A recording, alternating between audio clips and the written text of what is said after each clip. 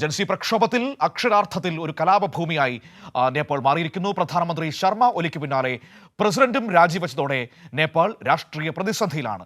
ശിൽപ, good morning.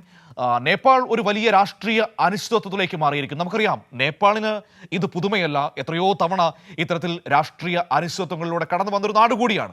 പക്ഷേ ഇത് ജൻസി പ്രക്ഷോഭം എന്ന് പേരിട്ട് വിളിക്കുന്ന യുവാക്കളുടെ, വിദ്യാർത്ഥികളുടെ ഒരു കലാപത്തിനൊടുവിലാണ് ഇത്തരമൊരു സംഭവം നടന്നിരിക്കുന്നത്. എന്തുകൊണ്ടാണ് ആ കലാപം ഉണ്ടായതെന്നത് വളരെ കൗതുകകരമാണ്. ഇൻസ്റ്റയും ഒപ്പം തന്നെ ഫേസ്ബുക്കും വാട്സപ്പും ഒക്കെ നിരോധിച്ചതിൻ്റെ പേരിലാണ് ആ കലാപം അവിടെ സംഭവിച്ചത്. ഇപ്പോൾ ഏറ്റവും പുതുതായി നേപ്പാളുമായി ബന്ധപ്പെട്ട് നമുക്ക് ലഭ്യമാകുന്ന വിവരങ്ങൾ എന്താണ്? മനു, നേപ്പാൾ ഒരു കലാപഭൂമിയായി മാറിയ കാഴ്ചയായിരുന്നു കഴിഞ്ഞ മണിക്കൂറുകളിൽ നമ്മൾ കണ്ടുകൊണ്ടിരുന്നത്. അവിടെ ഒരു ജെൻസി എന്ന് പറഞ്ഞ പ്രക്ഷോഭം ഉണ്ടായി. അതിന് പിന്നാലെ, അതിന് കൃത്യം പറഞ്ഞാൽ 48 മണിക്കൂർ കഴിഞ്ഞപ്പോൾ തന്നെ അവിടുത്തെ പ്രധാനമന്ത്രിക്ക് രാജിവെക്കേണ്ടി വന്ന സാഹചര്യം ഉണ്ടായി. അതോടൊപ്പം തന്നെ ഇപ്പോൾ പ്രസിഡന്റും രാജിവെച്ചിട്ടുണ്ട്. ഈ മൂന്നാം ദിവസവും ജെൻസി പ്രക്ഷോഭം, അതായത് യുവജനങ്ങൾ തെരുവിലേക്ക് ഇറങ്ങും, പ്രക്ഷോഭവുമായി എത്തുമെന്ന് തന്നെയാണ് സൂചന. അവർ ഈ മൂന്നാം ദിവസവും ഈ പ്രക്ഷോഭം തുടരുമെന്ന് തന്നെയാണ് ഈ അന്താരാഷ്ട്ര മാധ്യമങ്ങളൊക്കെയും റിപ്പോർട്ട് ചെയ്യുന്നത്. നമുക്കറിയാം, ഈ അവിടെ നേപ്പാളിൽ സമൂഹ മാധ്യമങ്ങൾക്ക് 26ഓളം വരുന്ന സമൂഹ മാധ്യമങ്ങൾക്ക് വിലക്ക് ഏർപ്പെടുത്തിയതിന് പിന്നാലെയാണ് അവിടുത്തെ യുവജനങ്ങൾ, ഈ 16നും 20നും ഇടയ്ക്ക് പ്രായമുള്ള ആളുകൾ അവിടെ തെരുവിലേക്ക് ഇറങ്ങി വലിയ പ്രക്ഷോഭത്തിലേക്ക് നേപ്പാൾ മാറിയത്. ആദ്യഘട്ടത്തിൽ നമ്മളൊക്കെ കരുതിയിരുന്നത് ഈ സമൂഹ മാധ്യമങ്ങൾക്ക് അവിടെ വിലക്ക് ഏർപ്പെടുത്തിയതോടെ ആളുകളുടെ ഒരു വൈകാരിക പ്രതികരണമാണെന്നാണ് ആദ്യഘട്ടത്തിൽ കരുതിയത്. എന്നാൽ പിന്നീട് അത് വലിയ പ്രക്ഷോഭത്തിലേക്ക് മാറുകയായിരുന്നു. അവിടുത്തെ പ്രധാനമന്ത്രിയുടെ വീടിന് തീ വെക്കുന്നു. അതോടൊപ്പം തന്നെ പാർലമെന്റ് മന്ദിരം ഉൾപ്പെടെ ആക്രമിക്കുന്ന കാഴ്ചകളാണ് നമ്മൾ കണ്ടത്. മന്ത്രിമാരുടെ എല്ലാം വീടുകൾ ആക്രമിച്ച സാഹചര്യം. നേപ്പാളിലെ മുൻ പ്രധാനമന്ത്രിയുടെ വീടിന് നേരെ തീ വെച്ചു. പ്രധാനമന്ത്രിയുടെ ഭാര്യ ആ ആക്രമണത്തിൽ വെന്തു മരിച്ച സാഹചര്യം. അത്തരത്തിൽ വലിയൊരു പ്രക്ഷോഭത്തിലേക്കാണ് നേപ്പാൾ പോയത്. ഈ അവിടുത്തെ യുവജനങ്ങൾ ഒന്നാകെ ഈ നേപ്പാൾ ഭരണകൂടത്തിനെതിരെ, അവിടുത്തെ സർക്കാരിനെതിരെ രംഗത്ത് വന്നിരിക്കുന്ന സാഹചര്യമായിരുന്നു ഉണ്ടായിരുന്നത്. നമുക്കറിയാം, ഈ നേപ്പാൾ സർക്കാരിനെതിരെ വലിയ തോതിലുള്ള അഴിമതി ആരോപണങ്ങളാണ് വന്നിരുന്നത്. അവിടുത്തെ അതിന് രണ്ട് വശമുണ്ട് ശില്പ. അതിന് പ്രധാനമായും രണ്ട് വശങ്ങളുണ്ട്. ഒന്ന്, ഈ പറയുന്നത് പോലെ നേപ്പാൾ സർക്കാരിനെതിരെ അവിടെ അഴിമതി ആരോപണങ്ങൾ വരുന്നു എന്നത് അതിന്റെ വസ്തുതകളോ അല്ലെങ്കിൽ അതിന്റെ പൂർണ്ണമായ വിവരങ്ങളോ നമുക്കറിയില്ല. കാരണം നമ്മൾ അങ്ങനെ അധികം സമീപകാലങ്ങളിൽ അങ്ങനെ നേപ്പാൾ പൊളിറ്റിക്സ് നമ്മുടെ മുൻപിലേക്ക് വന്നിരുന്നില്ല. പക്ഷേ മറ്റൊരു വശം എന്ന് പറയുന്നത്, എന്തുകൊണ്ടാണ് ഈ സമൂഹ മാധ്യമങ്ങളെ അവിടെ നിരോധിച്ചത്? അവിടെ പ്രധാനമായും ഇൻസ്റ്റയോടും ഫേസ്ബുക്കിനോടും വാട്സാപ്പിനോടും ഒക്കെ അവർ പറഞ്ഞത് എന്താണ്? നിങ്ങളിവിടെ ഒരു പരാതി പരിഹാര ഓഫീസറെ നിയമിക്കണം. അത് അവിടുത്തെ കോടതി പറഞ്ഞതാണ്. ഒരു കംപ്ലൈൻറ്റ് സെല്ല് വേണം. ഒപ്പം തന്നെ രാജ്യത്തിൻ്റെ IT മന്ത്രാലയത്തിൻ്റെ കീഴിലേക്ക് നിങ്ങൾ രജിസ്റ്റർ ചെയ്യണം. അതൊരു രാജ്യത്തിൻ്റെ ഒരു നയപരമായ ആവശ്യമല്ലേ? അത് നിരസിക്കാൻ ഈ പറയുന്ന ഫേസ്ബുക്കിനും ഇൻസ്റ്റയ്ക്കുമൊക്കെ എന്ത് അവകാശമാണുള്ളത്?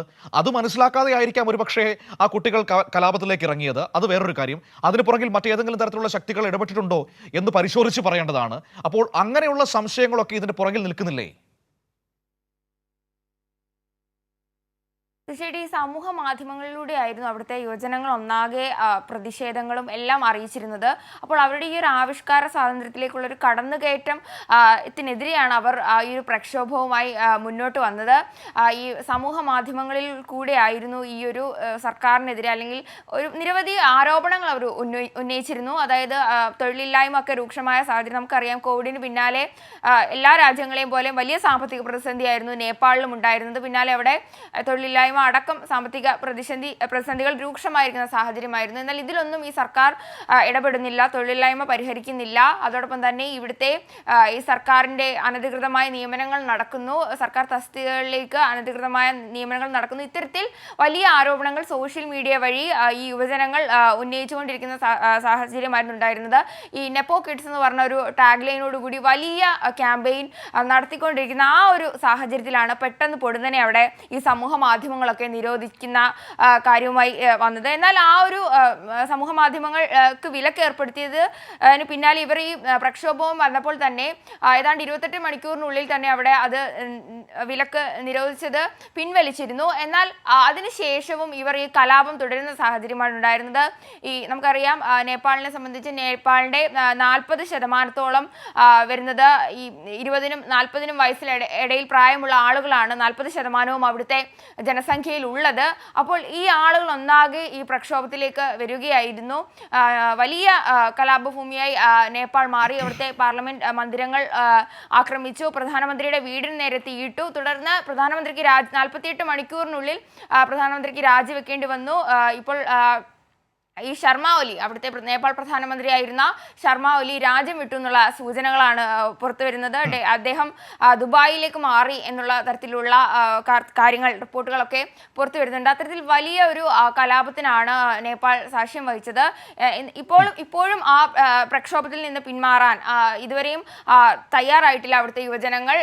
ഇത് തുടരുമെന്ന് തന്നെയാണ് അവർ വ്യക്തമാക്കുന്നത്. ഇന്ന് തീർച്ചയായും അങ്ങനെ ഒരു സാഹചര്യം നിൽക്കുമ്പോൾ ശില്പ, അങ്ങനെ ഒരു സാഹചര്യം അവിടെ നിൽക്കുമ്പോൾ സ്വാഭാവികമായും ഏറ്റവും ചേർന്ന് കിടക്കുന്ന തൊട്ട അയൽപ്പക്കമായ നമ്മുടെ രാജ്യത്തും പ്രത്യേകിച്ചും ഉത്തർപ്രദേശിലൊക്കെ അതിൻ്റെതായ ഒരു ആശങ്കയുണ്ട്. അതിൻ്റെ അടിസ്ഥാനത്തിൽ രാജ്യം സ്വീകരിച്ചിരിക്കുന്ന നടപടികൾ എന്താണ്? ഒപ്പം തന്നെ നമ്മുടെ ഭരണകൂടം നേപ്പാളിലെ ഈ കലാപത്തിൽ ഏതെങ്കിലും തരത്തിൽ അഭിപ്രായം അറിയിക്കുകയോ നിലപാട് പറയുകയോ ചെയ്തിട്ടുണ്ടോ? തീർച്ചയായിട്ടും മനു, നമുക്കറിയാം നമ്മളുമായി വലിയ സൗഹൃദം പുലർത്തുന്ന രാജ്യം കൂടിയാണ് നേപ്പാൾ. നമ്മളുടെ നല്ല അയൽക്കാർ തന്നെയാണ്. കഴിഞ്ഞ കുറേ വർഷങ്ങളായി അത്തരത്തിൽ നല്ല സൗഹൃദം പുലർത്തുന്ന രാജ്യമാണ് നേപ്പാൾ. അതുകൊണ്ട് തന്നെ അവിടെ ഒരു ആക്രമണം, ഇത്തരത്തിലൊരു പ്രക്ഷോഭം നടക്കുമ്പോൾ അത് തികച്ചും ആശങ്ക പരത്തുന്നതാണ്. കാരണം ഒന്നാമത്തെ കാര്യം, മലയാളികൾ ഉൾപ്പെടെ നിരവധി ആളുകൾ അവിടെയുണ്ട്. ഈ കാഠ്മണ്ഡു തലസ്ഥാനമായ കാഠ്മണ്ഡുവിലടക്കം നിരവധി മലയാളികളുണ്ട്. അപ്പോൾ അത് ആശങ്കപ്പെടുത്തുന്ന സാഹചര്യമാണ്. അതുകൊണ്ട് തന്നെ ഇന്നലെ പ്രധാനമന്ത്രിയുടെ നേതൃത്വത്തിൽ ഒരു സുരക്ഷാകാര്യ സമിതി യോഗം പ്രധാനമന്ത്രി വിളിച്ചിരുന്നു. അതിൽ സ്ഥിതിഗതികൾ വിലയിരുത്തിയിട്ടുണ്ട്. അതുപോലെ തന്നെ വിദേശകാര്യമന്ത്രി എസ് ജയശങ്കർ അടക്കം ഈ അവിടത്തേക്കുള്ള മലയാളികൾക്കായിട്ടുള്ള ബന്ധപ്പെടാനുള്ള കാര്യങ്ങളൊക്കെയും നടത്തിയിട്ടുണ്ട് എന്നാണ് അദ്ദേഹം വ്യക്തമാക്കിയത്. അതോടൊപ്പം തന്നെ പ്രധാനമന്ത്രി അനുശോചനം രേഖപ്പെടുത്തിയിട്ടുണ്ട്. അവിടെ 20 പേർ മരിച്ചിരുന്നു. ഈ നേപ്പാൾ പ്രക്ഷോഭത്തിൽ 20 പേർ മരിച്ചിരുന്നു. അവരുടെ മരണത്തിൽ വേദനാജനകമെന്നാണ് പ്രധാനമന്ത്രി ട്വീറ്റ് ചെയ്തിരിക്കുന്നത്. നേപ്പാൾ ഭാഷയിൽ തന്നെ പ്രധാനമന്ത്രി ട്വീറ്റ് ചെയ്തിട്ടുണ്ട്. അത്തരത്തിൽ ഈ സുരക്ഷാകാര്യ സമിതി യോഗം ചേർന്ന് സ്ഥിതിഗതികൾ വിലയിരുത്തിയതായിട്ടാണ് നമുക്ക് മനസ്സിലാക്കാൻ സാധിക്കുന്നത്. പ്രധാനമായും ഒന്നാമത്തെ കാര്യം, ഈ അവിടുത്തെ ത്രിഭുവൻ അന്താരാഷ്ട്ര വിമാനത്താവളത്തിൽ ഉൾപ്പെടെ പ്രക്ഷോഭകാരികൾ തീയിട്ട സാഹചര്യം ഉണ്ടായിരുന്നു. അതുകൊണ്ടുള്ള അവിടേക്കുള്ള വിമാന സർവീസുകളെല്ലാം റദ്ദാക്കിയ സാഹചര്യമുണ്ട്. അതുകൊണ്ട് അവിടുന്ന് യാത്ര ഇന്ത്യയിലേക്ക് വരാനടക്കമുള്ള കാര്യത്തിൽ വലിയ നിയന്ത്രണങ്ങളുണ്ട്. അത്തരത്തിൽ വിമാന സർവീസുകളെല്ലാം നിർത്തിവെച്ചിരിക്കുകയാണ്. അതിൻ്റെ ആശങ്ക കൂടിയുണ്ട്. ഏതായാലും അവിടെയുള്ള മലയാളികളും ഇന്ത്യക്കാരും അടക്കം അവരെ ബന്ധപ്പെടാനുള്ള എല്ലാ കാര്യങ്ങളും ചെയ്തിട്ടുള്ളതായാണ് ഈ സുരക്ഷാകാര്യ സമിതി യോഗത്തിൽ വിലയിരുത്തിയത്. മനു, ശരി.